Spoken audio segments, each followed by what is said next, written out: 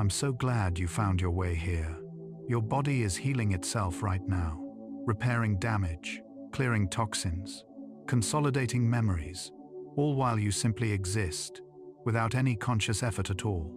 Tonight you'll discover why 95% of your daily actions happen without your awareness. And by the end, you'll understand why your unconscious mind might be wiser than you ever imagined. Welcome to Psychology for Sleep. Now settle in. You're in your safe space, while your brain quietly runs thousands of automatic processes: heartbeat, breathing, temperature regulation, immune response, all happening in the background of your awareness. Allow yourself this moment of peace. We'll journey through 100 psychology facts about the hidden mind, from decisions made before you're aware of them, to habits that run like software programs, to the mysterious intelligence that guides you through each day without you noticing. This thoughtful journey through consciousness builds bridges between searching minds. A soft subscribe, like, or sharing your thoughts creates a pathway for more seekers to discover and brings us closer to protect this sanctuary of calm, one sleepy soul at a time. Your healing journey inspires ours. Let yourself settle completely here. Feel your jaw unclench, your breath deepen naturally. You can let these thoughts drift past without holding them. Sense that soothing heaviness enveloping you, like your consciousness slowly dimming its brightness. Thoughts dissolving into the peaceful fog of approaching sleep, safe and undisturbed. Close your eyes and breathe deeply. You're floating where thoughts rest safely in gentle darkness. Let your mind merge with infinite peace. And now we begin. You make countless decisions throughout each day. Researchers estimate hundreds of conscious choices and thousands of automatic micro-decisions. Yet you're only aware of a small fraction. Neuroscientists estimate that roughly 95% of your brain's activity operates below the threshold of conscious awareness. Your brain evolved this way for survival. Conscious processing is slow and energy-intensive, consuming about 20% of your body's total energy, despite the brain being only 2% of your body weight. The unconscious handles routine tasks efficiently in the background, leaving your limited conscious attention free for novel challenges. Right now, as you listen, your unconscious is regulating your breathing, maintaining your posture, filtering irrelevant sounds, and preparing responses to what I'm saying, all without your awareness. This hidden automation isn't a flaw.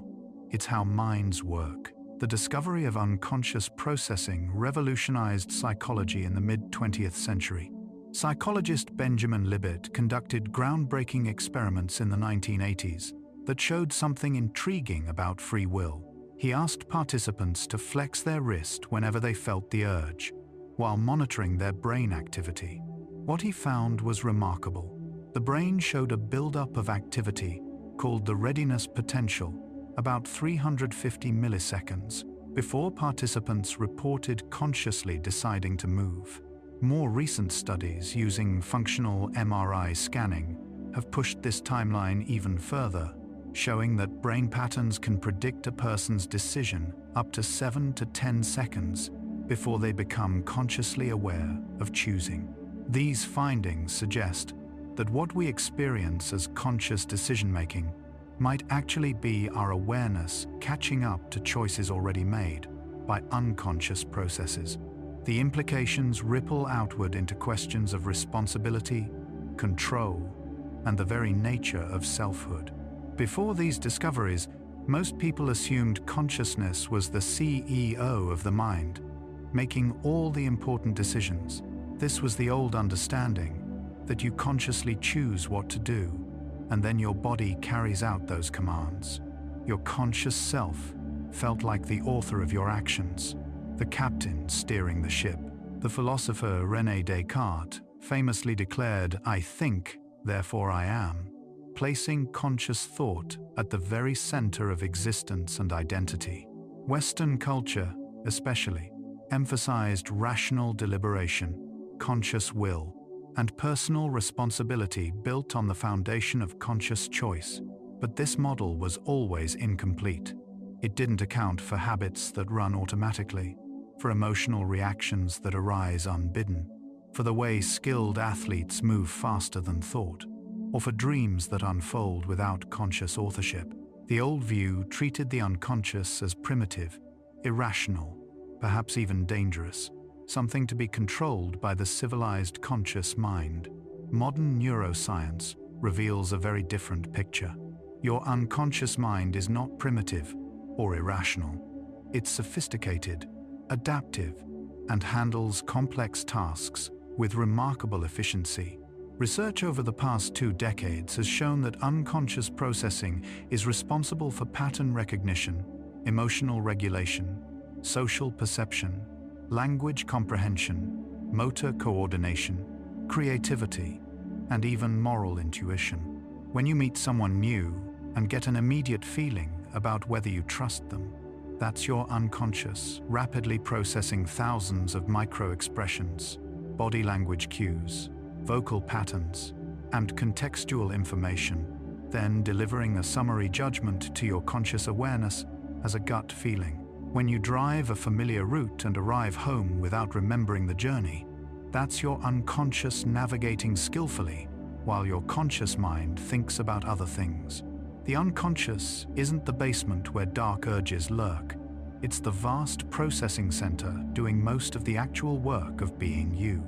Psychologist John Bargh has spent decades studying what he calls the automatic mind. His experiments demonstrate that unconscious priming, subtle environmental cues you don't consciously notice, can significantly influence your behavior. In one famous study, participants were asked to unscramble sentences containing words related either to elderly stereotypes or neutral concepts. Those exposed to elderly-related words walked more slowly down the hallway afterward, even though they had no conscious awareness of the theme. In another experiment, people who briefly held a warm cup of coffee judged a stranger as having a warmer personality compared to those who held iced coffee. These effects happen outside awareness, suggesting that your environment is constantly shaping your actions in ways you don't perceive. While some specific findings have been debated in the replication crisis of psychology, the broader phenomenon that unconscious cues influence behavior is well established across thousands of studies. Your habits reveal the power of unconscious automation. A habit is a behavior that has been repeated so many times that it becomes encoded as an automatic sequence in your brain, particularly in a region called the basal ganglia.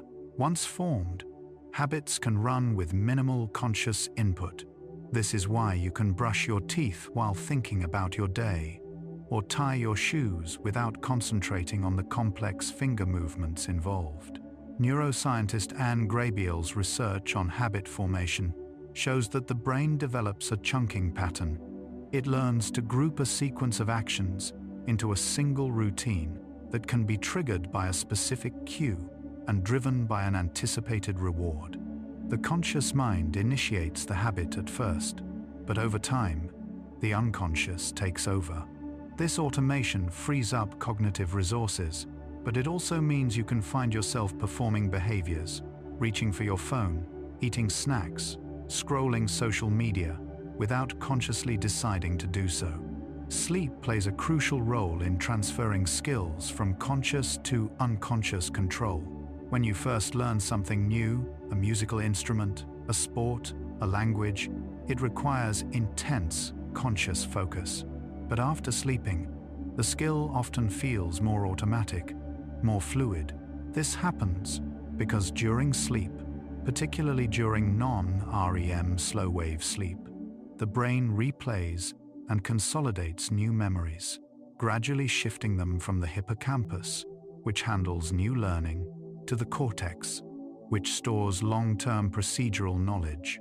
A study published in Nature Neuroscience in 2023 showed that targeted memory reactivation during sleep can enhance skill consolidation by up to 30%. Your brain literally practices while you sleep, transferring what you learned consciously into unconscious competence.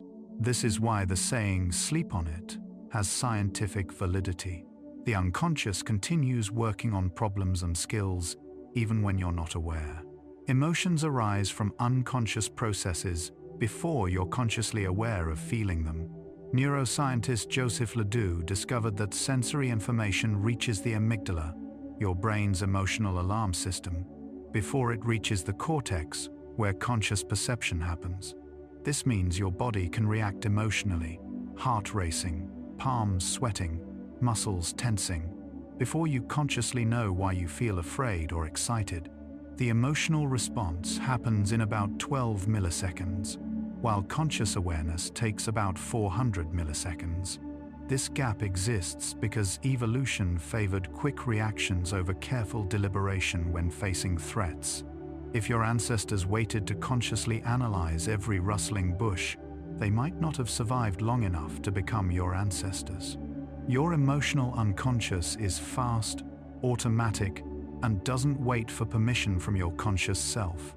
By the time you feel an emotion, it's already been processed and is triggering bodily changes. The concept of System 1 and System 2 thinking, popularized by psychologist Daniel Kahneman, maps onto this conscious-unconscious divide. System 1 is fast, automatic, intuitive, and unconscious. It handles familiar situations effortlessly, recognizes patterns instantly, and makes snap judgments. System 2 is slow, deliberate, analytical, and conscious. It handles novel problems, performs complex calculations, and overrides automatic impulses when needed. Most of daily life runs on System 1. You navigate social interactions, understand language, recognize faces, and make routine decisions automatically. System 2 only kicks in when something unexpected happens or when you need to think carefully. The catch is that System 1 can make systematic errors, cognitive biases that feel correct because they arise with such confidence and speed. Your unconscious might lead you astray, but it does so invisibly, presenting its conclusions as obvious truths. So yes, understanding unconscious behavior is already changing how we see ourselves. We're not fully in control, but we're not helpless either. The relationship between conscious and unconscious is more like a partnership than a hierarchy. Your conscious mind can't micromanage everything, and it shouldn't try. The unconscious handles routine, context, and speed. The conscious handles novelty, deliberation, and override. Recognizing this division helps explain why you sometimes act in ways that surprise you, why habits are hard to break, why emotions can overwhelm reason, and why sleep and rest are essential for learning and adaptation. You are not just your conscious thoughts. You are the vast, mostly hidden process that generates those thoughts. And tonight, as you drift towards sleep, you can trust that unconscious process to keep working, keep preparing you for tomorrow, all without you needing to do a single conscious thing. Implicit memory is knowledge you use without consciously recalling learning it. Every time you ride a bicycle, type on a keyboard, or speak grammatically correct sentences, you're using implicit memory. You can't explain exactly how you balance on two wheels or where the keys are on the keyboard without looking, yet your body knows. This type of memory is stored differently in the brain than explicit memory, which is the conscious recollection of facts and events. Implicit memory resides in the basal ganglia, cerebellum, and motor cortex, while explicit memory depends on the hippocampus and medial temporal lobe. People with amnesia who can't form new explicit memories can still learn new motor skills, demonstrating that these systems operate independently. Your unconscious is constantly learning, building vast libraries of procedural knowledge that shape how you move through the world, all outside your awareness. Priming effects demonstrate how unconscious exposure shapes conscious behavior. In social psychology experiments, briefly showing participants words related to achievement, like succeed, win, and strive, causes them to persist longer on difficult tasks afterward. They don't remember seeing the words, yet their behavior changes. Similarly, exposing people to images of money, even subliminally, makes them more selfish and less helpful in subsequent interactions.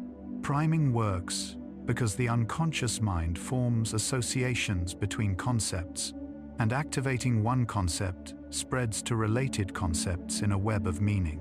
Your brain is constantly being primed by your environment, the media you consume, the people you're around, the physical spaces you inhabit, and these unconscious influences nudge your conscious choices in subtle ways.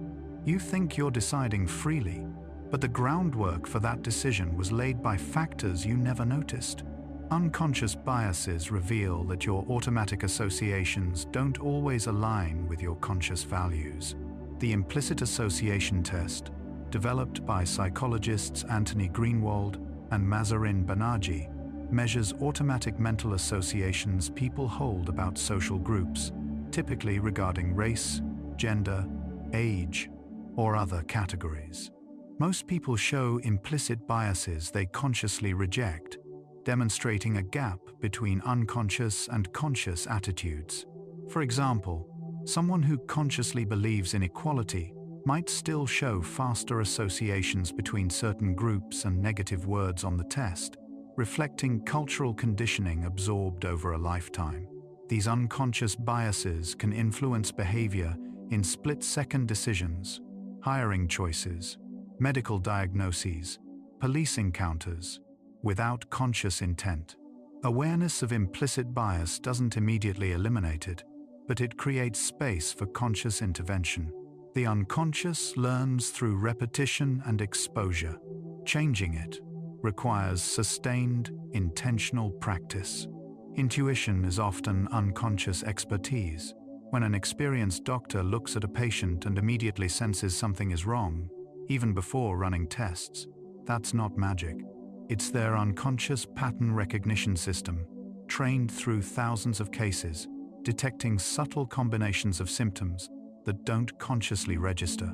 Psychologist Gary Klein studied decision-making in high-pressure environments, firefighters, intensive care nurses, pilots, and found that experts often make rapid, accurate decisions through intuition rather than deliberate analysis. They can't always explain why they knew, but they knew.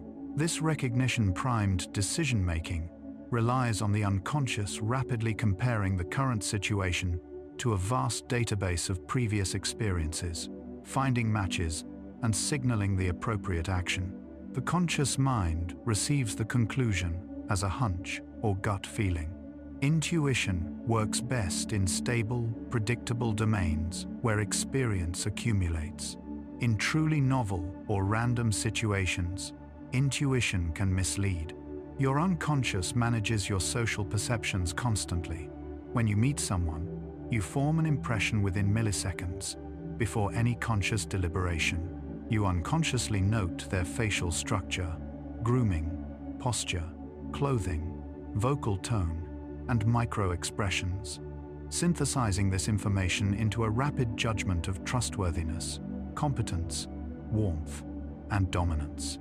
Research by Alexander Todorov at Princeton shows that people make surprisingly consistent judgments about political candidates based on 1 second exposure to their faces, and these snap judgments predict election outcomes better than chance.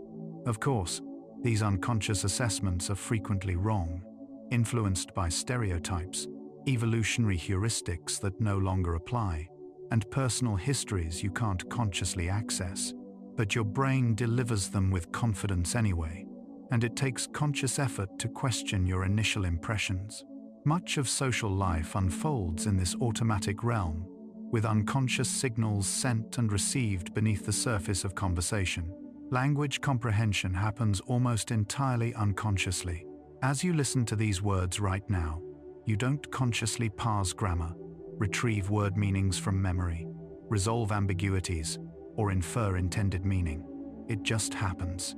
Your brain processes phonemes into morphemes, into words, into sentences, into meaning, at astonishing speed, typically understanding language at a rate of about 150 to 200 words per minute. This requires coordinating multiple brain regions: Broca's area for syntax, Wernicke's area for semantics, auditory cortex for sound processing, and frontal regions for pragmatics and context. Neurolinguists estimate that understanding a single sentence involves coordinating billions of neurons firing in precise sequences, yet you experience only the final product, comprehension. The vast unconscious machinery of language remains invisible, emerging into consciousness only when something goes wrong: a mispronunciation, an unfamiliar word, an ambiguous sentence that makes you pause and consciously think. Creativity often emerges from unconscious processing. The classic experience of insight, the aha moment when a solution suddenly appears, results from the unconscious making connections that the conscious mind missed. Psychologist John Kunios studies the neural basis of insight and has found that in the seconds before an insight, there's a burst of high-frequency gamma waves in the right temporal lobe, a region associated with making distant conceptual connections. People aren't consciously aware of this processing. The solution simply arrives, fully formed, as if from nowhere. This is why stepping away from a problem, taking a walk, sleeping on it, or thinking about something else can lead to breakthroughs. The conscious mind stops trying, and the unconscious continues working, exploring associations, testing combinations, until it finds something and hands it back to consciousness as sudden clarity. Your unconscious monitors your body constantly through interoception, the sense of the internal state of your body. Signals from your heart, lungs, gut, muscles, and immune system flow into the brain, particularly the insular and anterior cingulate cortex, informing your unconscious of hunger, fatigue, pain, illness, arousal, and stress.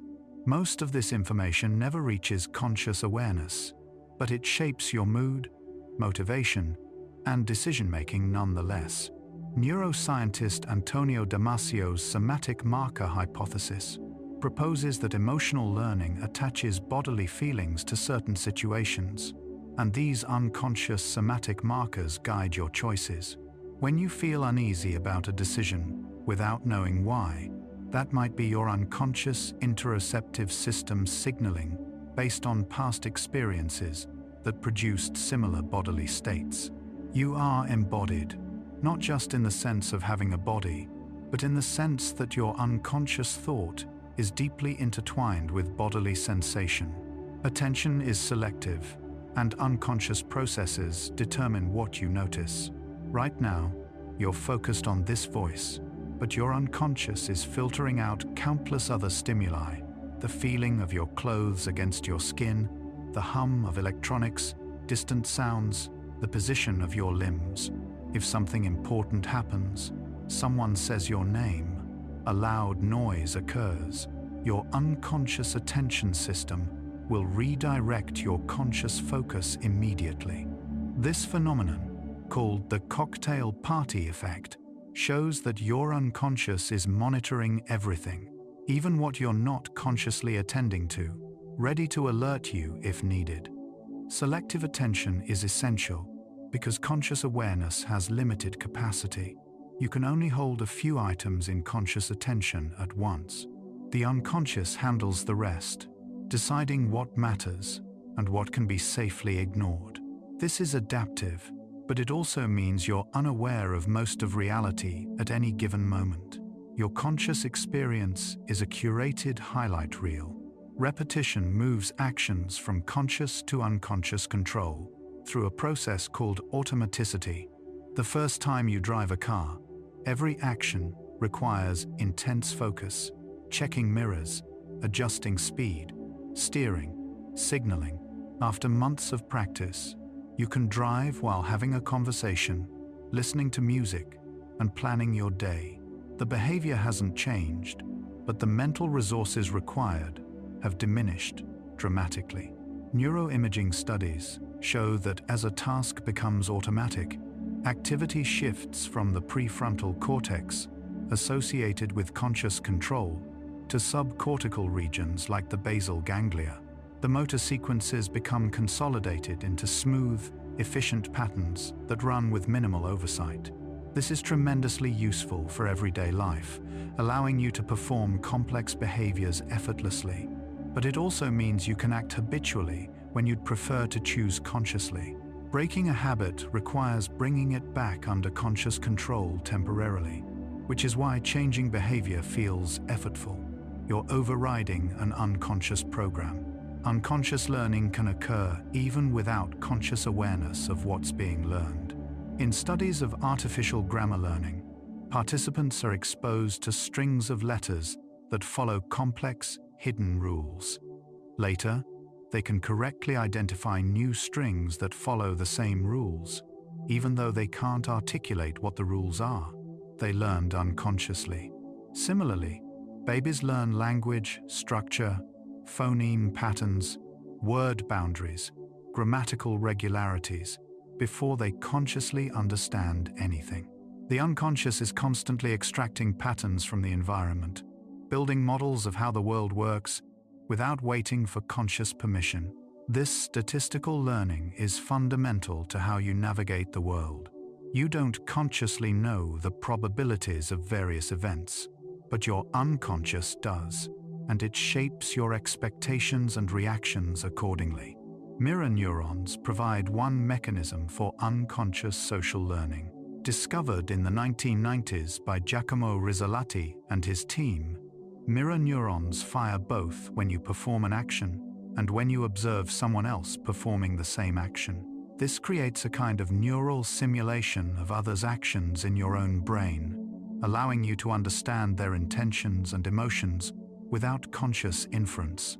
When you watch someone reach for a cup, your mirror neuron system activates as if you were reaching, giving you an immediate, embodied understanding of their goal. This unconscious resonance underlies empathy, imitation, and social learning. Infants learn by unconsciously mirroring their caregivers. You pick up mannerisms, accents, and gestures from people you spend time with, usually without noticing. The line between self and other blurs at the unconscious level, where you silently inhabit the experiences of those around you. Your unconscious maintains a sense of self-continuity, even as your conscious attention shifts. You don't consciously think "I am me" every moment, yet there's a persistent sense of being the same person across time and situations. This unconscious self-model is constructed from memory, bodily sensations, narrative coherence, and social identity. It provides stability and context for conscious experience, answering implicit questions like, who am I? What am I like? What do I usually do? This unconscious self-concept shapes behavior powerfully. If you unconsciously see yourself as a non-runner, you're unlikely to start running regularly, even if you consciously want to. Changing behavior often requires changing this deeper, unconscious self-concept, which is why identity-based habits, "I am a healthy person" rather than "I want to eat healthy," can be more effective. Your unconscious self-image guides choices more than conscious goals. Cultural norms are internalized unconsciously and shape behavior in ways you rarely recognize. Anthropologist Edward Hall described culture as operating at 3 levels: formal, consciously taught rules; informal, learned through imitation; and technical, explicitly described. Much of culture operates at the informal, unconscious level.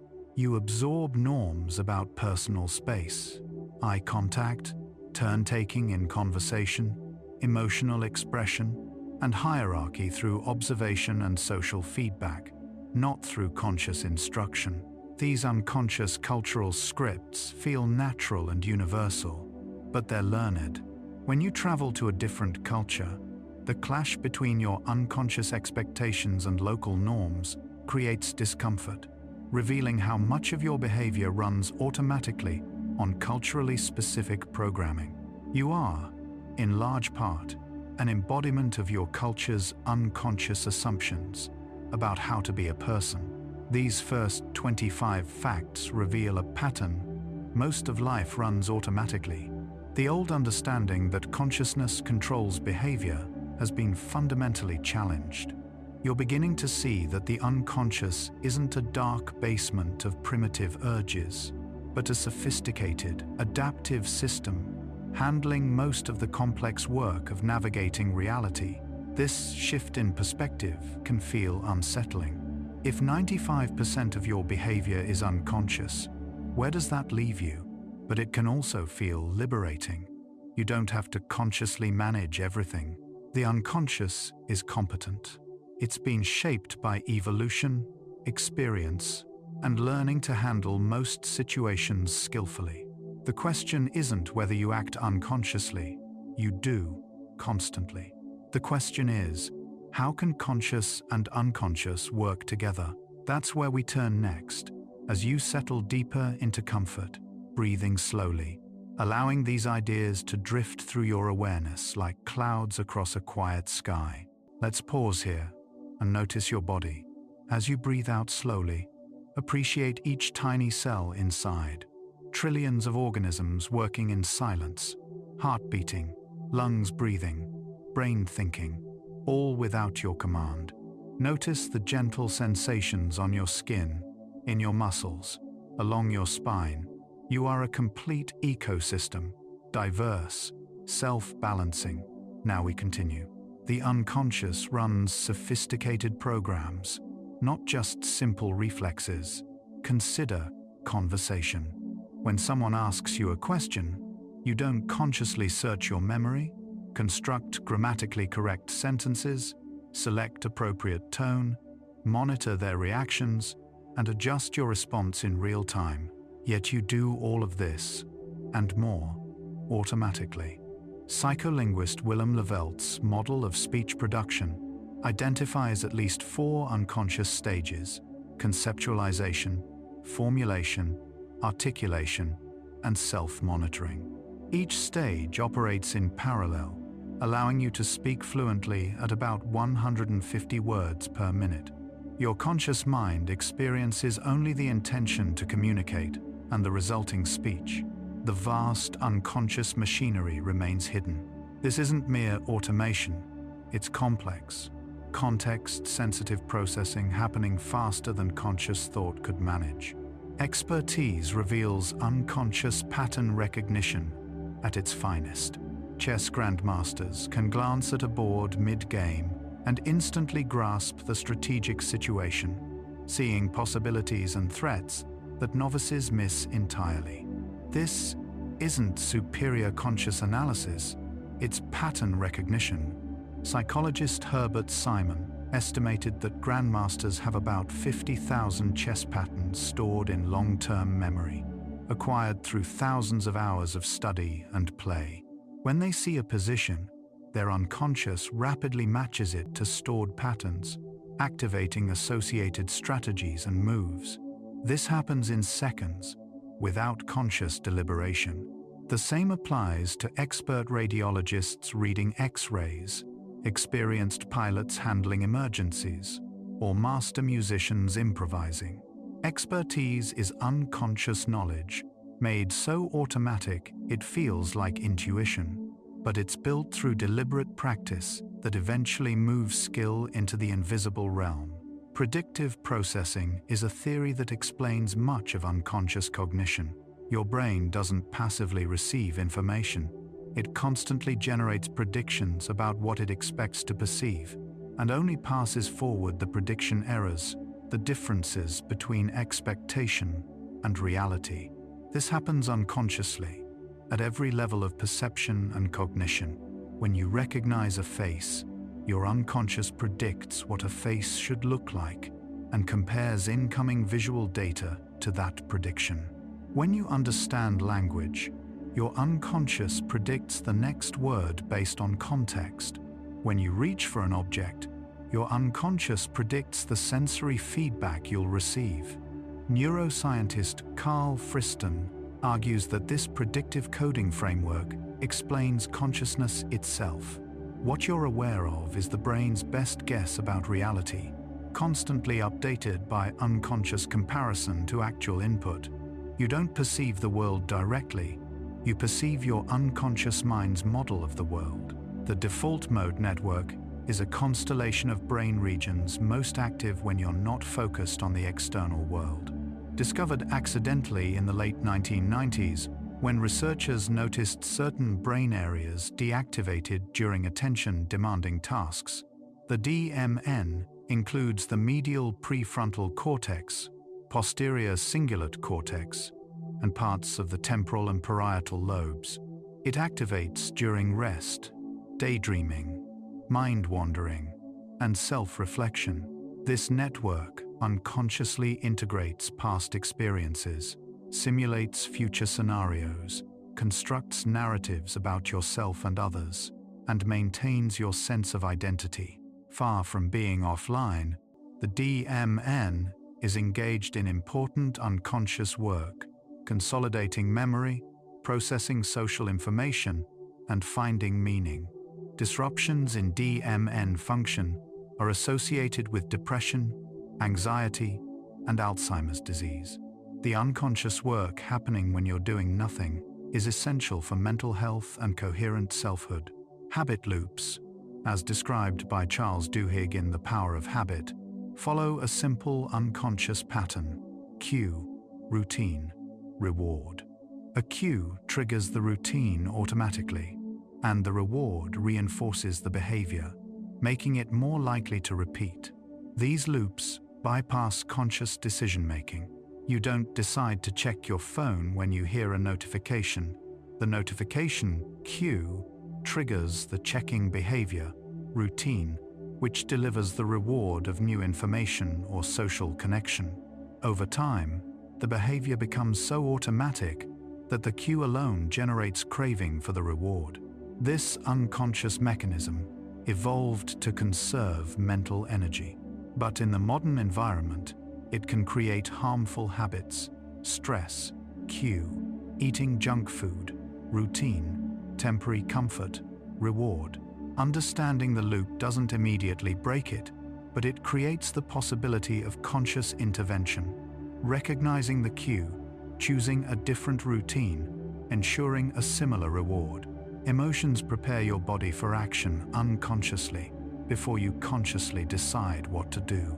When you encounter an unexpected situation, your amygdala triggers the sympathetic nervous system in milliseconds, releasing adrenaline and cortisol, increasing heart rate and blood pressure, redirecting blood to muscles, dilating pupils, and heightening alertness. This fight or flight response happens automatically before your cortex fully processes what the situation is. By the time you consciously feel fear, your body is already prepared to act. Psychologist Robert Zajonc argued that preferences need no inferences, meaning emotional reactions can occur without conscious cognitive appraisal. You can like or dislike something immediately without knowing why. Later, your conscious mind might construct a rationalization, but the emotional response came first, from unconscious processes that evaluate significance faster than thought. Implicit attitudes can contradict explicit beliefs. You might consciously value fairness and equality, while unconsciously holding biased associations learned from cultural exposure. Social psychologist Patricia Devine's research shows that even people with strong egalitarian values show automatic activation of stereotypes when encountering members of stereotyped groups. The difference is that conscious processes can inhibit the expression of these automatic biases. Someone aware of their implicit bias can consciously override the initial reaction, choosing behavior that aligns with their values. But this requires effort and cognitive resources. Under stress, fatigue, or time pressure, unconscious biases are more likely to influence behavior because conscious control weakens. This isn't an excuse, it's a description of how the system works and why vigilance and conscious practice are necessary to align actions with values. Subliminal perception occurs when stimuli are presented below the threshold of conscious awareness, but still processed by the unconscious. In laboratory settings, words or images flashed for just milliseconds, too briefly for conscious recognition, can still influence subsequent behavior, mood, or judgments. A classic study by psychologist Robert Zajonc showed that people developed preferences for stimuli they'd been exposed to subliminally, demonstrating that the unconscious registers and evaluates information even when consciousness misses it entirely. While subliminal advertising in the real world is less powerful than pop culture suggests, the principle holds. Your unconscious is constantly processing environmental information that never reaches awareness, and this information subtly shapes your thoughts and actions. You're influenced by things you never consciously saw. Embodied cognition research reveals that abstract thought is grounded in unconscious bodily metaphors. When you think about the future, you unconsciously lean forward slightly. When you think about the past, you lean back. When you make a moral judgment about something dirty, you're more likely to wash your hands afterward. These aren't mere associations. They suggest that abstract concepts like time, morality, and intimacy are understood through unconscious mappings to bodily experiences, forward and back, clean and dirty, warm and cold. Psychologist George Lakoff argues that much of language and thought is structured by unconscious conceptual metaphors derived from physical experience. Love is a journey. Argument is war. Time is money. These aren't just poetic flourishes. They shape how you unconsciously reason about abstract domains. Your thinking is deeply physical, even when it feels purely mental. Unconscious goal pursuit happens when goals are activated without awareness and then pursued automatically. In experiments by psychologist John Bargh, participants primed with achievement-related words unconsciously adopted achievement goals and persisted longer on difficult tasks. They weren't consciously trying harder. The unconscious goal directed behavior without conscious intent. This happens in daily life constantly. If you're exposed to fitness imagery, you might unconsciously become more health conscious in subsequent choices. If you're in an environment associated with productivity, you might work harder without deciding to. The unconscious picks up contextual cues and activates associated goals, which then guide behavior behind the scenes. You think you're choosing freely, but often you're enacting goals you never consciously set, triggered by environments you didn't consciously notice. The unconscious maintains working memory and task sets, allowing you to resume interrupted tasks seamlessly. When you're cooking dinner and the phone rings, you answer, have a conversation, hang up, and return to cooking at exactly the step where you left off. Your conscious attention shifted entirely to the call, yet your unconscious preserved the context of the cooking task. This unconscious task management is essential for navigating a complex world with frequent interruptions. Cognitive psychologists study task switching and find significant costs when conscious attention moves between tasks. But the unconscious often bridges these gaps, maintaining multiple threads simultaneously. You don't consciously hold all your current goals and contexts in mind, yet they persist in the background, ready to resume when needed. Sleep facilitates unconscious problem solving. The phrase "sleep on it" reflects folk wisdom confirmed by science. Studies show that people are more likely to solve insight problems after sleep than after an equivalent period of wake. During REM sleep, the brain activates distant semantic networks, making unusual connections that conscious, logical thought might not explore. A study published in Psychological Science in 2021 found that participants who napped and dreamed about a task showed better performance than those who napped without dreaming or stayed awake. The unconscious mind, freed from the constraints of waking logic, explores solution spaces creatively. This is why solutions often appear in the morning or why you wake up suddenly knowing the answer to yesterday's puzzle. Your unconscious worked through the night while you rested. Unconscious mimicry binds social groups. The chameleon effect, studied by psychologist Tanya Chartrand, describes how people unconsciously mirror each other's postures, gestures, facial expressions, and speaking patterns during interaction. If someone crosses their arms, you're more likely to cross yours moments later. If someone speaks slowly, you slow down. This mimicry happens below awareness and serves a social function. It creates rapport, signals affiliation, and facilitates understanding. People like those who mimic them more, even when the mimicry is unconscious. Conversely, lack of mimicry can signal social distance or conflict. Much of human connection happens in this unconscious dance of mutual adaptation, where bodies and minds synchronize without anyone directing the choreography. Unconscious processing handles moral intuitions that conscious reasoning often struggles to explain. Moral psychologist Jonathan Haidt describes moral judgment as primarily driven by automatic, affective reactions, with conscious reasoning serving more as post hoc justification than as the actual decision-making process. When asked about trolley problems, whether it's acceptable to sacrifice one person to save 5, people often respond immediately with strong intuitions, and only later, when pressed, construct logical arguments for their position. Brain imaging studies show that moral judgments activate emotional regions like the amygdala and insula faster than reasoning regions like the prefrontal cortex. Your unconscious evaluates right and wrong based on learned values, cultural norms, and emotional associations, delivering verdicts that feel self-evident. Conscious reflection can sometimes override these intuitions, but the initial reaction comes from the unconscious moral compass. So the evidence is clear.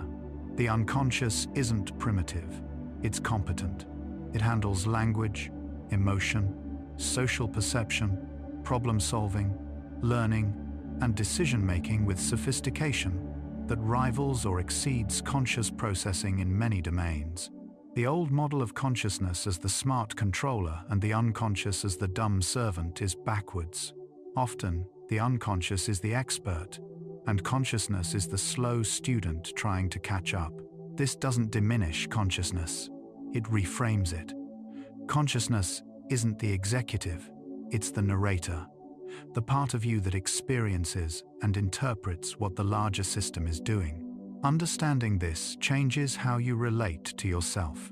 You can stop trying to consciously control everything and instead learn to collaborate with your unconscious, trusting its competence while using conscious attention where it's actually needed for novelty, values, and course corrections. Let that sink in as your breathing deepens, your body relaxing into the support beneath you, trusting the automatic processes keeping you alive. You're still here with me, thoughts still flickering like candlelight. Just notice. Don't judge. Just notice where your mind is. We're exploring consciousness itself, the very thing doing the exploring right now. Strange, beautiful, and perfectly calm. Let's drift onward together. If most behavior is unconscious, what does that mean for free will? This question has troubled philosophers and neuroscientists for decades. Some argue that if decisions are made unconsciously before you're aware of them, free will is an illusion. Others counter that free will isn't about conscious control of every action, but about the capacity to reflect, deliberate, and align behavior with values over time. Perhaps free will exists at a different level, not in moment-to-moment choices, but in the conscious shaping of unconscious processes through practice, environment design, and value clarification. You might not freely choose each action, but you can freely choose what habits to cultivate, what environments to inhabit, what values to reinforce. Free will might be less about conscious control and more about conscious authorship of the unconscious programs that guide you. Unconscious biases challenge personal responsibility. If you harbor implicit prejudices you never consciously endorsed, are you responsible for them? Legal and ethical systems traditionally assume conscious intent, but neuroscience reveals that harmful actions can arise from unconscious processes. This doesn't eliminate responsibility, but it complicates it. You're responsible not for having automatic biases, everyone does, but for recognizing them and taking steps to prevent them from influencing behavior. This requires humility about your own mind, awareness that your gut reactions aren't always reliable, and commitment to conscious override when unconscious biases conflict with your values. Responsibility shifts from not having bad thoughts to not acting on automatic reactions uncritically. It's harder work, requiring constant vigilance, but it's also more realistic about how minds actually work. Understanding unconscious influence changes how you approach self-improvement. Traditional approaches emphasize willpower and conscious discipline. Decide to change, then force yourself to do it. But if 95% of behavior is unconscious, willpower alone is insufficient. You need to change the unconscious processes driving behavior. This means designing environments that make desired behaviors automatic and undesired behaviors difficult. It means using implementation intentions, specific if-then plans that bypass conscious deliberation. It means practicing new behaviors until they become habitual. It means exposing yourself to cues that prime helpful goals. The conscious mind sets direction, but actual change happens when unconscious systems are reprogrammed through repetition, context, and reward structures. Behavior change is less about forcing yourself and more about redesigning the invisible architecture of habit. The unconscious processes trauma in ways consciousness can't always access. Traumatic memories are sometimes stored implicitly as bodily sensations, emotional reactions, or behavioral patterns, without explicit narrative memory. Someone might feel panic in certain situations without remembering why, because the unconscious learned the association even though consciousness never encoded the story. Therapies like EMDR, somatic experiencing, and mindfulness work partly by accessing these unconscious trauma memories through the body and nervous system, bypassing the limitations of conscious verbal processing. Healing doesn't always require consciously remembering and talking about trauma. Sometimes it requires allowing the unconscious to reprocess and integrate the experience through non-verbal channels. The unconscious carries wounds, but it also carries wisdom about healing. Mindfulness practice cultivates conscious awareness of unconscious processes. When you meditate, you observe thoughts arising without consciously generating them, revealing that thoughts emerge from unconscious sources. You notice automatic reactions, irritation, craving, judgment in real time, creating a gap between unconscious impulse and conscious response. This awareness doesn't eliminate unconscious processing, but it reduces its grip. You begin to see thoughts and emotions as events in awareness rather than as commands you must obey. Neuroscience studies show that long-term meditators have increased activity in prefrontal regions associated with conscious regulation and decreased reactivity in the amygdala, suggesting that mindfulness strengthens conscious oversight without suppressing the unconscious. You learn to work with the mind you have, not the mind you wish you had. Intuition isn't always trustworthy, but it's not always wrong either. The key is knowing when to trust it. In familiar domains where you have experience and where feedback has been reliable, a chess position, a social dynamic you've navigated before, a familiar task, intuition can be excellent. Your unconscious pattern recognition is fast and accurate because it's been trained on relevant examples. But in novel situations, or domains with misleading patterns, or when biases are likely, intuition can lead you astray. Nassim Taleb warns against trusting intuition in extremistan, environments with rare, high-impact events that defy normal patterns. The conscious mind's role is to know the difference, to recognize when unconscious processes are likely reliable and when they need to be questioned. Wisdom isn't choosing between intuition and analysis, it's knowing when to use each. Language shapes unconscious thought in subtle ways. The Sapir-Whorf hypothesis, in its strong form that language determines thought, has been largely rejected, but a weaker version holds. Language influences certain types of thinking. For example, languages that grammatically mark gender, like Spanish or French, lead speakers to unconsciously associate objects with gendered characteristics. Languages that lack words for specific color distinctions lead speakers to perceive those color boundaries less sharply.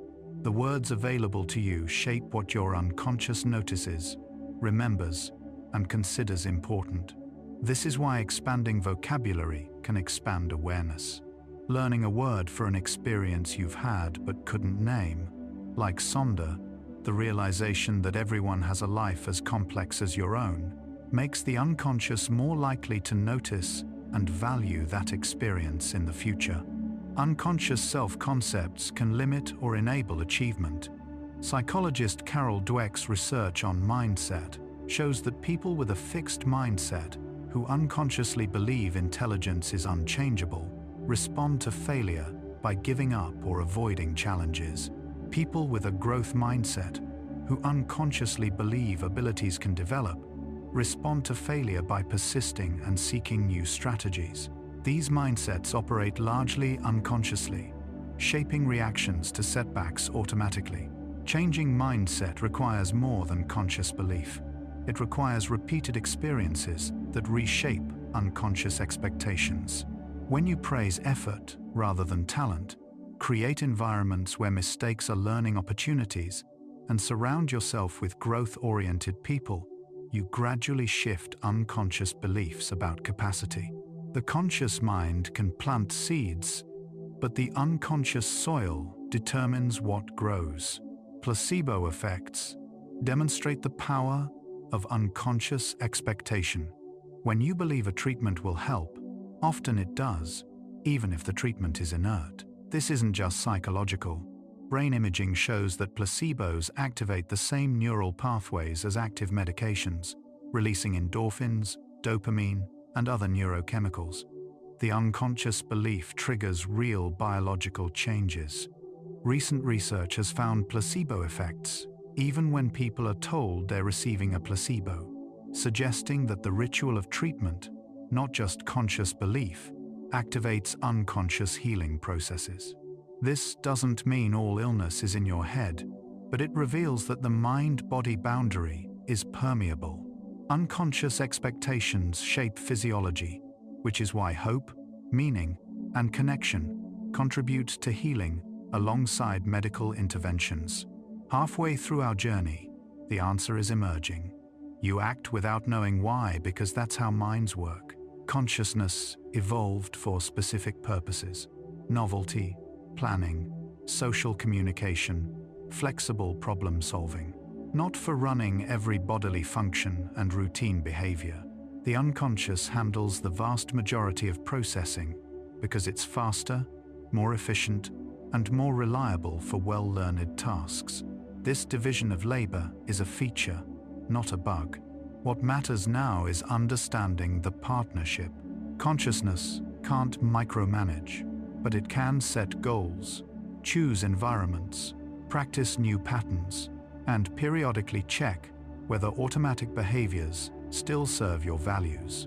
The unconscious carries out most of life, but consciousness steers the ship when course corrections are needed. Neither is in complete control, both are necessary. And as you sink deeper into rest, you can appreciate how this system allows you to exist without constant effort, trusting the automatic processes while letting your conscious mind finally, gently, release its grip. Take a slow breath and feel this moment. Time is yours, a separate stream that only you are living.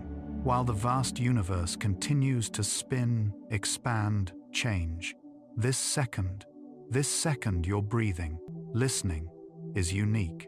Cherish the present moment, knowing that right now, your time is unique in the universe, and we continue drifting. The conscious-unconscious partnership can be optimized. Consciousness sets intentions and values. The unconscious carries them out through habit and automatic processing. The trick is aligning the two. Psychologist Peter Gollwitz's research on implementation intentions shows that specific plans, if X happens, then I will do Y, bridge this gap. The conscious mind creates the plan once. The unconscious then executes it automatically when the situation arises. Someone who plans, if I feel stressed, then I will take 3 deep breaths, doesn't need to consciously remember or decide in the moment. The cue, stress, triggers the response, breathing, automatically. This technique works because it respects how the mind actually operates. Conscious deliberation up front, unconscious execution in the moment. You're programming your autopilot rather than trying to consciously override it constantly. Reflection makes unconscious processes visible temporarily. Journaling, therapy, meditation, and deep conversation allow you to observe patterns you normally enact without awareness. You might notice that you always deflect compliments, or avoid conflict, or assume others are judging you. These automatic responses feel natural until you consciously examine them. Once visible, you gain choice. You can consciously practice alternative responses until they become new automatic patterns. This is how therapy works, bringing unconscious beliefs and behaviors into conscious awareness, where they can be questioned and modified. The unconscious doesn't change through conscious understanding alone, but understanding is the first step toward intentional practice that eventually reprograms automatic responses. Environment shapes unconscious behavior more than willpower does. If you want to eat healthier, you could rely on conscious discipline to resist junk food, or you could remove junk food from your environment. The second approach is more effective because it works with unconscious processes rather than against them. Behavioral economist Richard Thaler's concept of choice architecture recognizes that the way options are presented influences unconscious decisions. Making healthy food visible and accessible, while making unhealthy food inconvenient changes behavior without requiring constant conscious effort. The same principle applies to focus, sleep, exercise, and relationships. Design your environment to make desired behaviors the path of least resistance, and the unconscious will follow that path automatically. Social context unconsciously shapes identity and behavior. You're a different person in different social settings, more formal at work, more relaxed with family, more adventurous with certain friends. These aren't masks you consciously put on. They're different aspects of self that emerge automatically in response to social context. Psychologist Hazel Marcus calls these possible selves, and they live mostly in the unconscious, activated by environmental cues. This malleability isn't weakness, it's social intelligence. The unconscious reads the situation and adjusts your behavior to fit. Problems arise when contexts clash or when automatic social responses conflict with core values. Then the conscious mind needs to intervene, choosing which self to express and which to inhibit. But most of the time, this social shape-shifting happens effortlessly, below awareness. Flow states represent optimal conscious-unconscious integration. When you're completely absorbed in an activity, playing music, writing, climbing, coding, time disappears, self-consciousness fades, and action feels effortless. Psychologist Mihaly Csikszentmihalyi found that flow occurs when challenge matches skill and goals are clear. In flow, the conscious mind provides direction, while unconscious competence executes. There's no conflict between wanting and doing, thinking and acting. The automatic processes are perfectly aligned with conscious intention. This feels blissful partly because it resolves the usual tension between what you want to do and what you actually do. Everything flows because consciousness and unconscious are working together seamlessly. Flow can't be forced, but it can be invited by creating conditions where skill meets challenge in focused attention. Dreams reveal unconscious processes. During REM sleep, the conscious prefrontal cortex is relatively quiet, while emotional and memory centers are active, producing narratives that feel real but follow dream logic.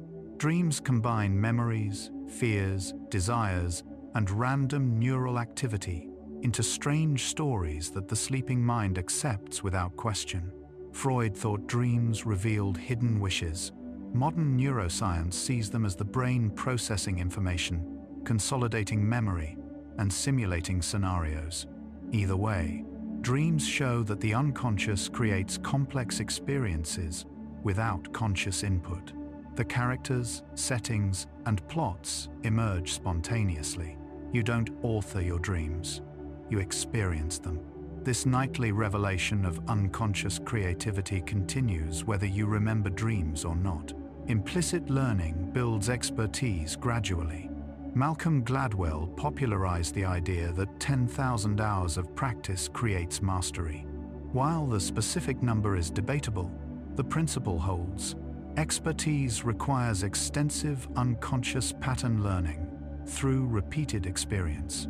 A jazz musician hearing a chord progression instantly knows dozens of possible improvisations, not through conscious analysis, but through thousands of hours of playing that built unconscious knowledge structures. A surgeon performing a complex procedure moves with precision, not through consciously thinking about each motion, but through muscle memory developed over countless repetitions. Expertise feels magical, but it's unconscious learning made visible through performance. The conscious mind guided early practice. The unconscious now executes with minimal supervision. Emotional regulation often works better through unconscious strategies than conscious suppression. Trying to consciously not think about something makes you think about it more. The white bear effect, demonstrated by psychologist Daniel Wegner. But unconscious strategies like reappraisal, changing how you think about a situation, or distraction, shifting attention naturally, are more effective. Your unconscious can regulate emotions if you provide the right conditions: exercise, social connection, sleep, meaning, purpose. Consciously trying to force yourself to feel differently rarely works. Instead, create conditions where different feelings emerge naturally. The unconscious emotional system responds to context, relationships, and physiological state more than to conscious commands. Memory is reconstructive, not reproductive, and much of this reconstruction happens unconsciously. When you remember an event, you don't play back a recording. Your unconscious pieces together fragments, some accurate, some inferred, some influenced by current beliefs and emotions, into a coherent story that feels like a true memory. Psychologist Elizabeth Loftus showed that false memories can be created through suggestion, and people will confidently remember events that never happened. Your unconscious fills in gaps plausibly, making memories feel complete even when they're partly fabricated. This isn't lying, it's how memory works. The unconscious prioritizes meaning and coherence over perfect accuracy. Understanding this can create humility about your own certainty and compassion for others' different recollections. Unconscious biases can be reduced through sustained conscious practice. While implicit biases don't disappear through awareness alone, deliberate exposure to counter stereotypical examples can reshape automatic associations over time. If you consciously seek out media showing diverse people in positive roles, interact regularly with people from different groups, and practice perspective taking, your unconscious gradually updates its statistical models. Change is slow and requires consistency, but it's possible. The unconscious learns through experience. So changing unconscious biases requires changing your experiences systematically.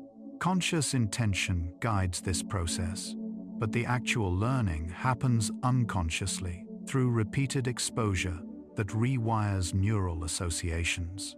The unconscious maintains homeostasis, the stable physiological state your body needs to survive. You don't consciously regulate body temperature, blood sugar, pH balance, or oxygen levels. Complex unconscious systems monitor these constantly and make micro-adjustments, sweating when too hot, shivering when too cold, releasing insulin when blood sugar rises.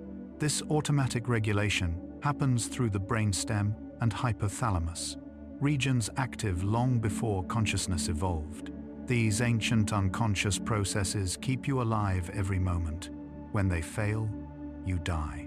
Conscious awareness floats on a vast sea of unconscious biological regulation that never stops, never rests, and never asks permission.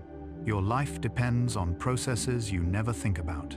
Rituals work partly through unconscious signaling. When you follow a pre-performance ritual, an athlete's routine before competing, a writer's coffee and music sequence before writing, you're not superstitious. You're using conscious ritual to cue unconscious states. The ritual signals now is the time for this type of focus, and the unconscious responds by entering a familiar cognitive mode. This is why morning routines matter, why bedtime rituals help sleep, why transitions between activities benefit from consistent markers. The conscious mind creates the ritual. The unconscious learns to associate it with a state. Eventually, the ritual automatically triggers that state. You're training yourself through repetition, building unconscious pathways that make desired states accessible through simple cues. Unconscious pattern completion explains why starting a task reduces procrastination. The Zeigarnik effect, named after psychologist Bluma Zeigarnik, describes how incomplete tasks create unconscious tension that the mind seeks to resolve. Once you start something, your unconscious wants to finish it. This is why just start for 5 minutes often leads to continuing much longer. Beginning activates an unconscious commitment to completion. Your mind doesn't like unfinished patterns. This same principle explains why cliffhangers in stories create anticipation, why incomplete musical phrases sound unresolved, and why interrupted conversations linger in your mind. The unconscious seeks closure, and you can use this tendency to overcome resistance by simply beginning. The unconscious will often carry you forward from there. Intuition can be trained by improving the quality of unconscious learning. If your intuition is often wrong, the problem isn't intuition itself, but the data your unconscious has learned from. Expert intuition develops in environments with stable patterns and reliable feedback. If you want better intuition in a domain, seek those conditions: regular practice, prompt feedback, attention to outcome patterns. Over time, your unconscious builds accurate models. If the environment is random or feedback is delayed or misleading, intuition won't improve no matter how much experience you accumulate. Knowing the difference between domains where intuition can be trusted and where it can't is itself a form of wisdom. We now understand that unconscious processing isn't separate from you, it is you. The feeling of a conscious self making choices is a useful fiction, but it's not the whole story. You are a vast, mostly unconscious process that occasionally generates conscious experiences. Those experiences are real and important, but they're not separate from or superior to the unconscious processes that produce them. This isn't nihilistic, it's liberating. You don't have to consciously control everything because you are everything, conscious and unconscious together. The question isn't how to make the unconscious obey consciousness, but how to integrate them into a coherent whole that acts in alignment with your deepest values, most of the time, automatically. Compassion toward yourself becomes easier when you understand unconscious influence. You're not lazy or weak or broken because you act in ways you don't consciously intend. You're human, which means you're mostly unconscious processes shaped by genetics, childhood, culture, and experience. When you fail to live up to conscious ideals, often it's because unconscious patterns, habits, fears, associations pulled you in a different direction. This doesn't excuse harmful behavior, but it explains it in ways that make change possible. You can't shame yourself into rewiring the unconscious. You can, with patience and practice, create conditions where new automatic patterns gradually replace old ones. Self-compassion isn't self-indulgence. It's realistic acknowledgement of how behavior change actually works. Unconscious stress responses influence physical health over time. Chronic activation of the sympathetic nervous system, the fight or flight response, affects the cardiovascular system, may suppress immune function, can disrupt digestion, and impairs cognition. Your unconscious stress response, evolved for brief physical threats, stays activated in response to modern psychological stressors, work deadlines, relationship conflicts, financial worries. The body can't distinguish between running from a predator and worrying about a presentation. It releases the same stress hormones either way. Conscious recognition of this mismatch allows you to intervene through relaxation techniques, reframing thoughts, changing circumstances, or seeking support. You can't consciously control stress hormones directly, but you can create conditions where the unconscious stress response calms naturally. Authenticity means aligning conscious values with unconscious patterns. When people say they want to be authentic, they mean they want their external behavior to match their internal experience. But if 95% of behavior is unconscious, authenticity requires ensuring that unconscious patterns express values you consciously endorse. This is lifelong work. You inherited unconscious patterns from family, culture, and experience. Some serve you, others don't. The process is identifying which automatic responses align with who you want to be and which need to be consciously changed through practice until new automatic responses develop. Authenticity isn't about expressing every unconscious impulse. It's about sculpting the unconscious to reflect examined values. The unconscious responds to symbols and metaphors in ways literal consciousness doesn't. This is why art, music, ritual, and story affect you deeply even when you can't explain why. The unconscious processes meaning through association, emotion, and pattern, not through logical analysis. A piece of music can evoke profound feeling without any propositional content. A painting can communicate something words can't capture. Your unconscious understands these symbolic languages fluently. This is also why visualization techniques work. Imagining yourself succeeding activates similar neural patterns to actually succeeding, preparing the unconscious for performance. The unconscious doesn't clearly distinguish between vivid imagination and reality, which is why mental rehearsal improves actual performance. Group dynamics operate largely unconsciously. When you're in a group, social conformity pressures, status hierarchies, and emotional contagion happen below awareness. You unconsciously adjust your opinions to match the group, defer to high-status members, and absorb the emotional tenor of those around you.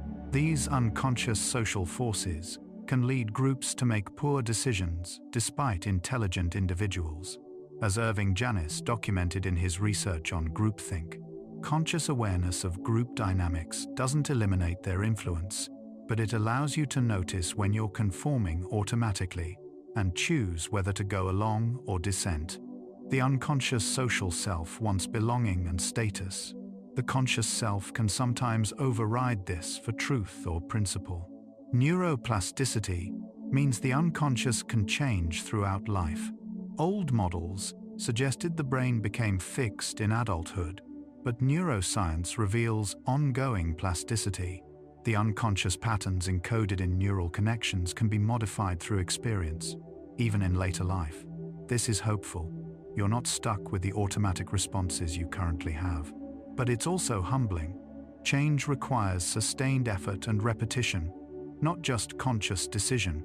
Learning a new language, recovering from trauma, breaking a habit, or developing a skill all require rewiring unconscious neural patterns through practice.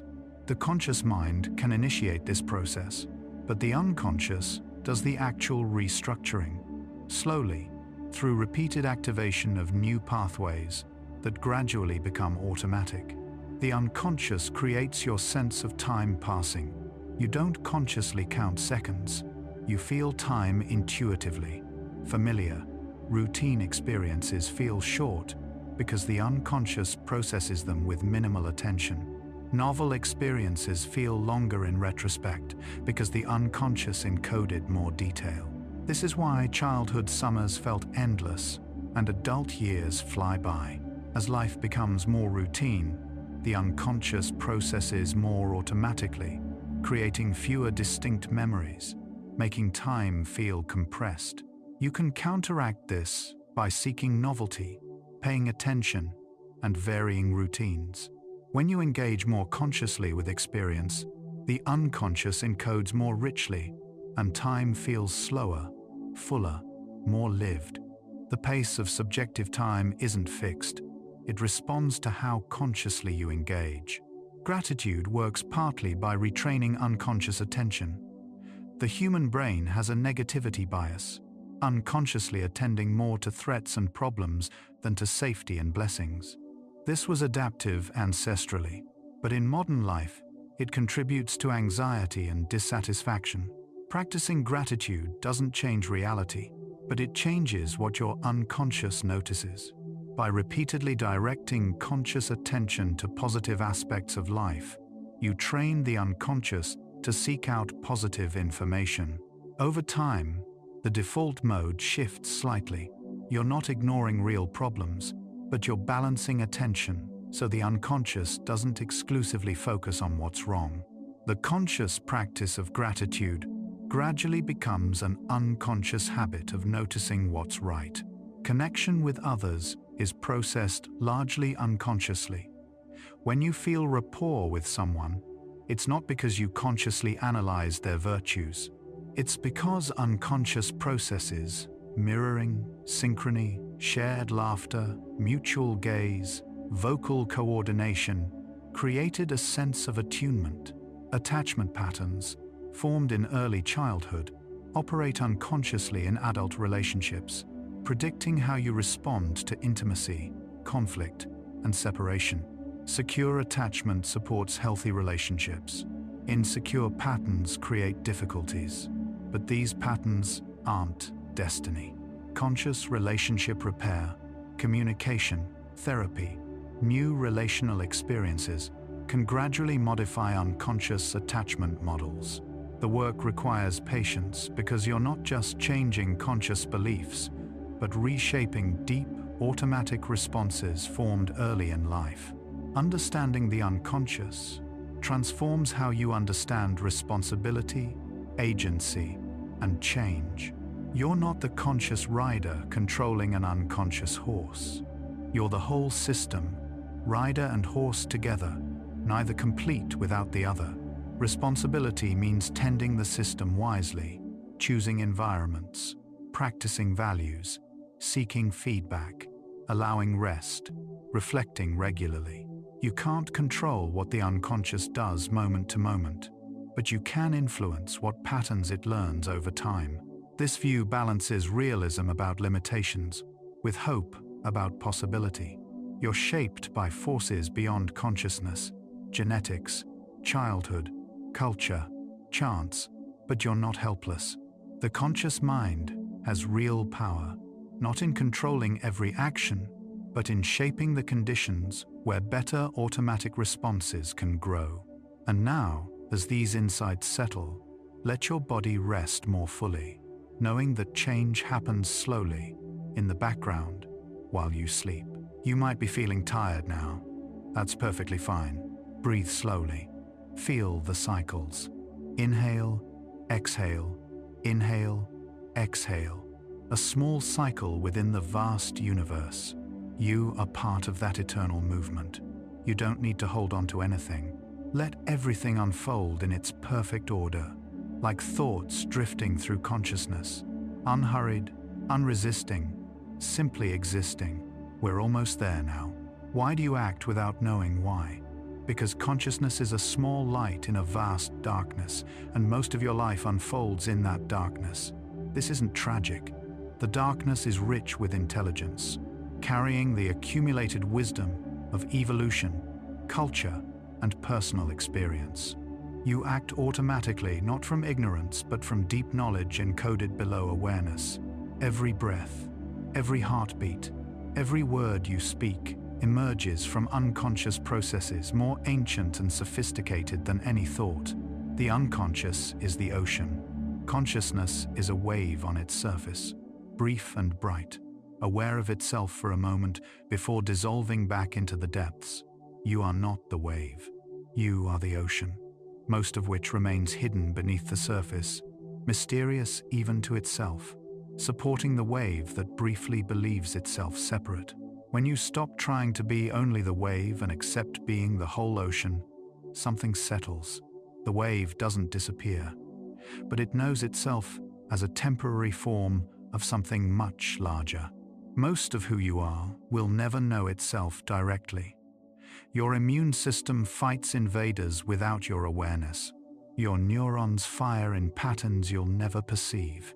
Your heart beats steadily in the darkness.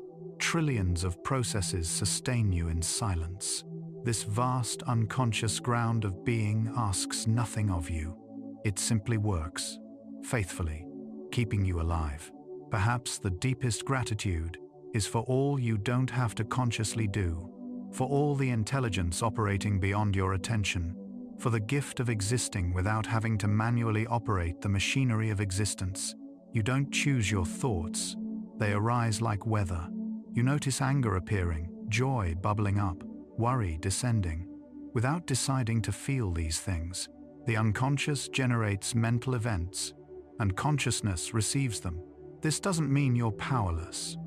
You can notice thoughts without believing them, feel emotions without acting on them, observe patterns without identifying completely.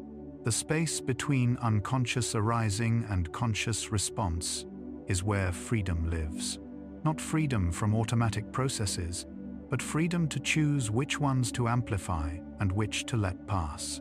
Sleep returns you nightly to the unconscious. Dreams remind you that the mind creates entire worlds without conscious control. During deep sleep, consciousness fades entirely, yet you continue existing, healing, processing.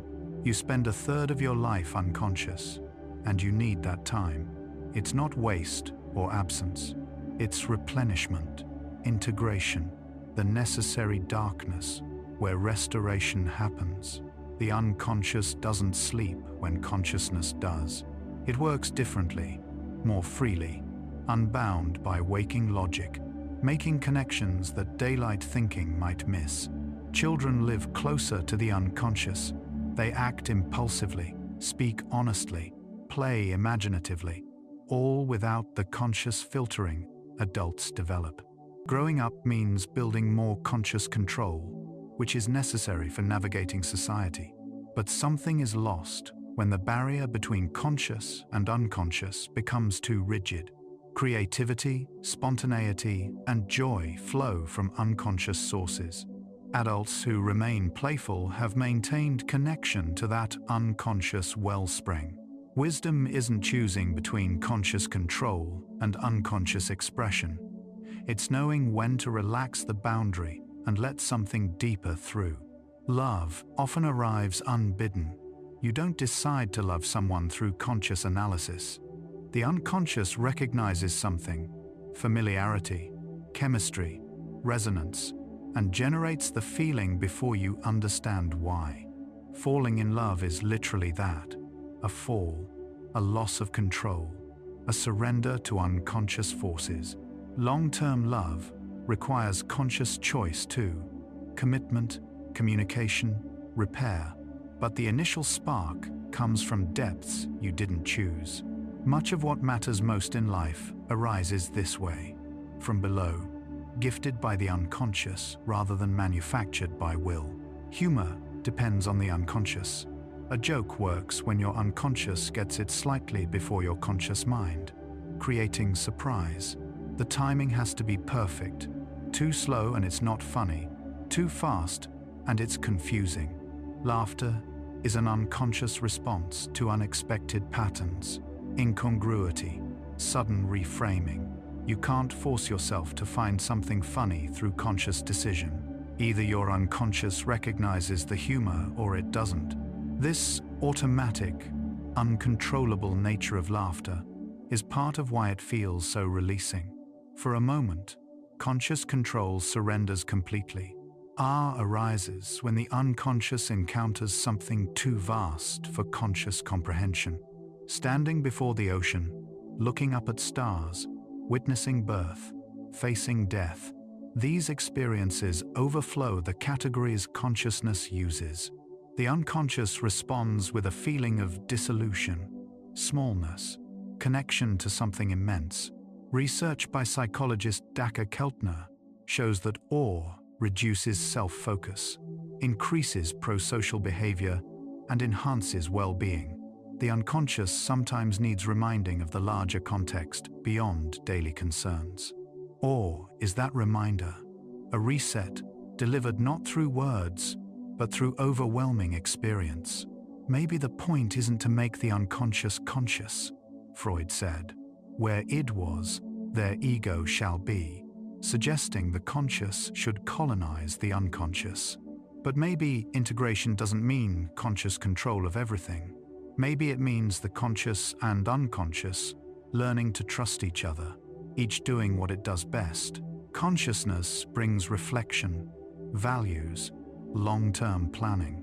The unconscious brings speed, intuition, embodied wisdom. Together, they form a complete human being. Separately, each is insufficient. So could understanding the unconscious change how you live? It already has. Recognizing that you're mostly automatic processes doesn't diminish you. It reveals you as both smaller and larger than you thought. Smaller because the conscious self isn't the powerful captain it imagined. Larger because you contain multitudes, depths of processing, layers of memory, systems of regulation, operating beyond awareness. You are more mysterious to yourself than you knew, and that's okay. You don't need to know everything about how you work to work well. The real change isn't in understanding, but in accepting. You can know intellectually that 95% of behavior is unconscious, yet still believe you should consciously control everything. That belief causes suffering, constant self-criticism for actions that arose automatically, shame about thoughts you didn't choose, frustration at habits that won't yield to willpower alone. Acceptance means releasing the demand for total conscious control. It means working with your actual mind, not the mind you think you should have. It means gentleness toward the unconscious processes that make mistakes, hold biases, react emotionally. They're not separate from you. They are you. Presence is conscious attention resting lightly on unconscious experience. When you're fully present, you're not thinking about the past or future. You're aware of breathing, sensing, being, without grasping or pushing away. The unconscious continues its work, maintaining balance, perceiving surroundings, generating sensations, but consciousness observes without interfering. This creates a quality of ease, of allowing life to unfold rather than forcing it. Presence isn't achieved through effort.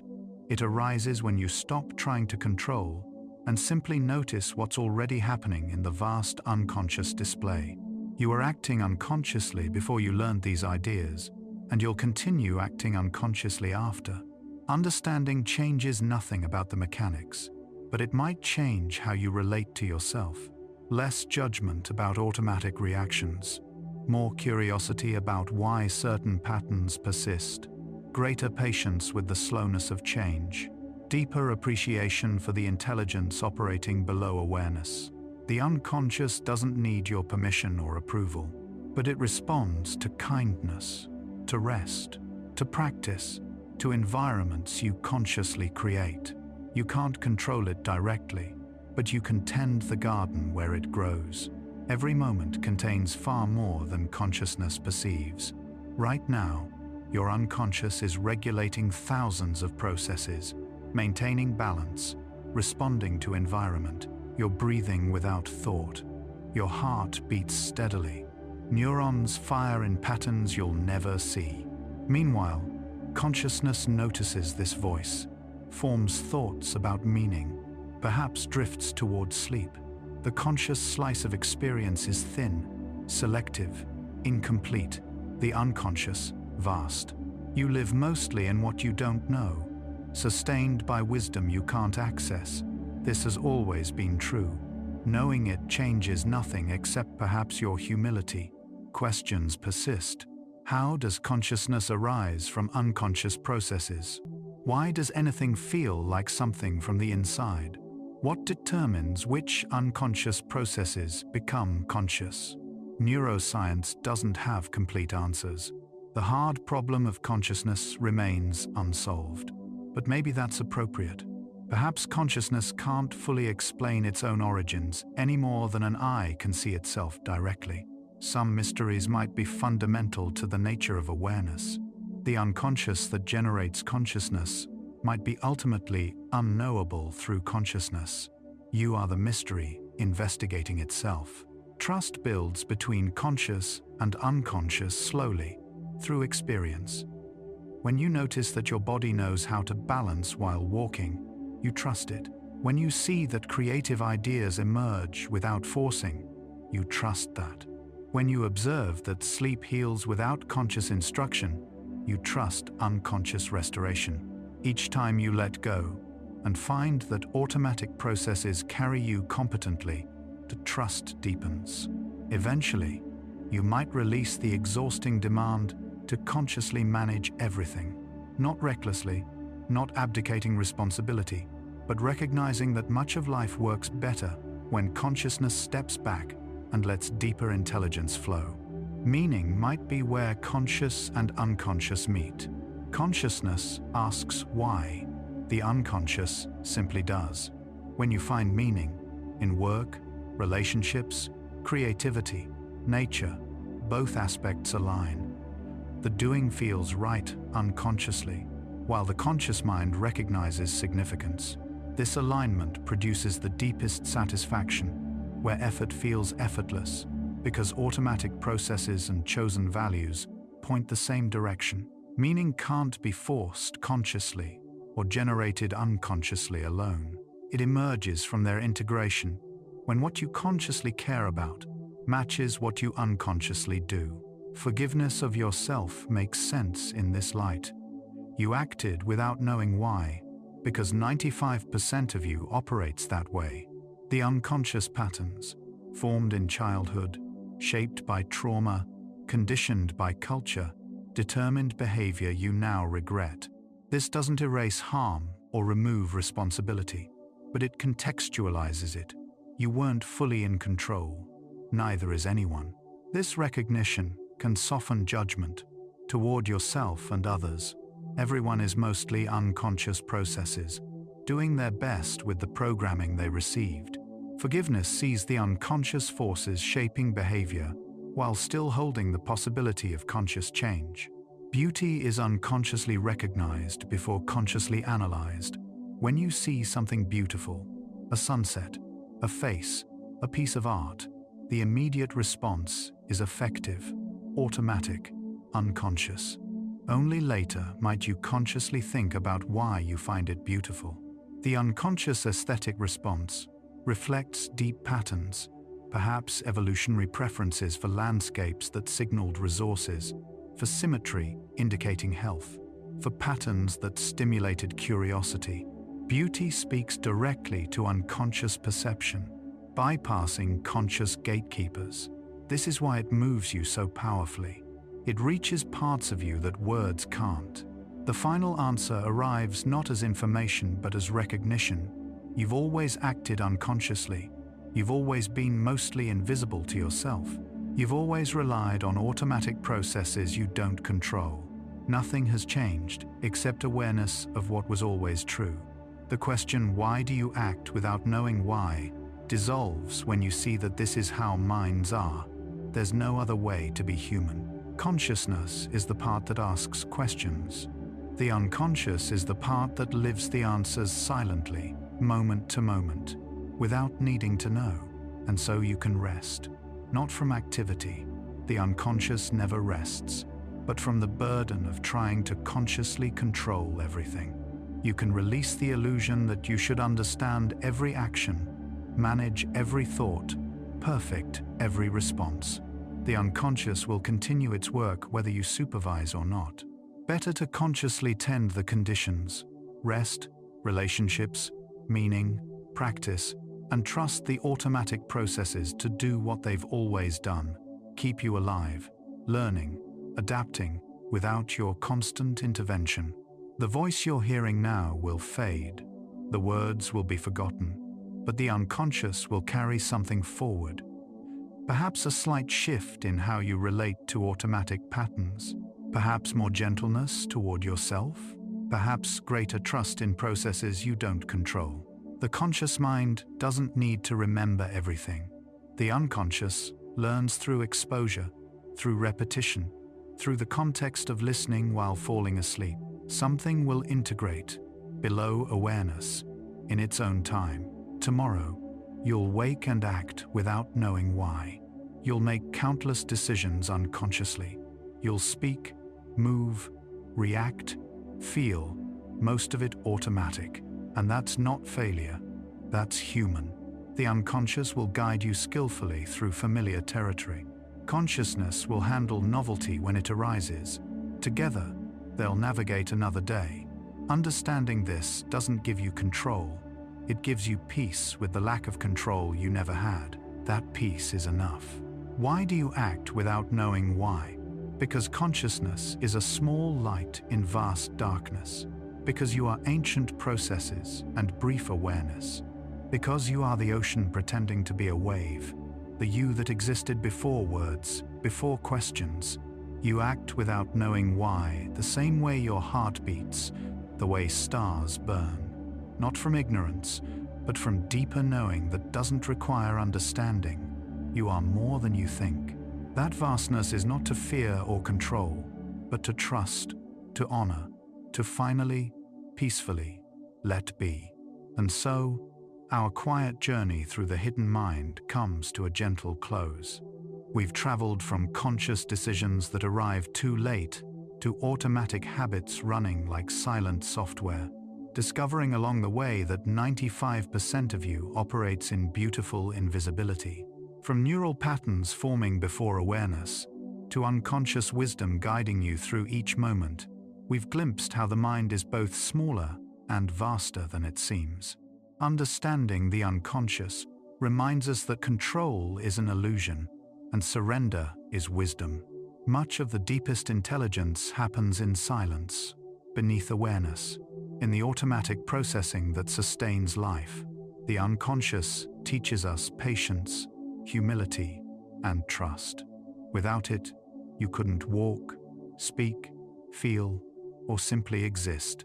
By pausing to notice these hidden processes, we glimpse the extraordinary machinery that makes ordinary life possible.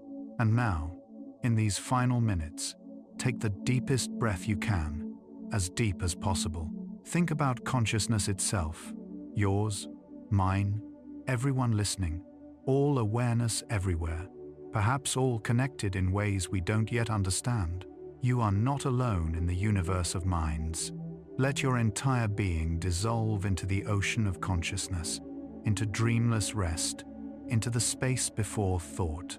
Prepare for deep sleep. No boundaries left, only peace. If this thoughtful exploration of the mind made you feel less alone, whisper it forward to someone awake tonight. It may bring comfort to one more wandering consciousness. But there's no need to do anything now. Nothing at all. You've traveled far tonight, deeper into your own mind than most journeys take you. You can allow these thoughts of consciousness and unconscious to fade now, like morning mist, dissolving into sunlight, leaving only the profound calm behind. Your breathing deepens now. Your body grows heavier, as if gravity itself has increased its gentle pull. If sleep comes, let it carry you like a leaf floating downstream, smoothly, inevitably, into a realm where consciousness releases its questions and the unconscious continues its timeless work. If your eyes are still open, the next video is waiting for you, ready to continue the journey. But if they're closed, stay there. Stay in the darkness that feels safe and warm. Tomorrow, your unconscious will still be there, breathing you, healing you, guiding you through automatic grace. The 95% of you that works in silence will continue its faithful service. But tonight belongs to stillness. Rest well, beautiful mind. And remember, you are more than you think you are, in the most literal sense. And that vastness is holding you even now, especially now, as you drift into the peace you've always deserved. Dream deeper with bedtime science. Good night.